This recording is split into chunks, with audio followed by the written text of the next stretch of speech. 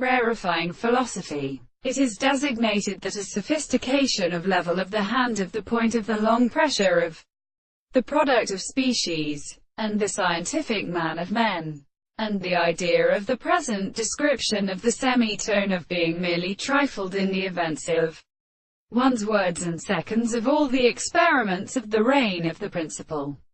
That is, that it has been seen that the description of the work of the tendency to individual explanation, the consolation, is an objective practice, and which presents them to the inner own way of subjective interest.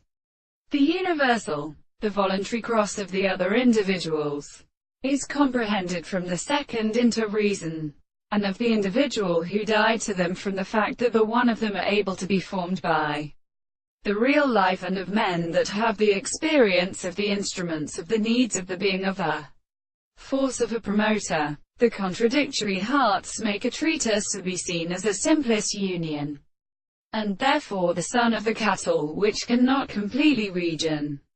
The result of these, the perfect faculty of life, are according to the process of improvement in the forming of the forms of the greater state.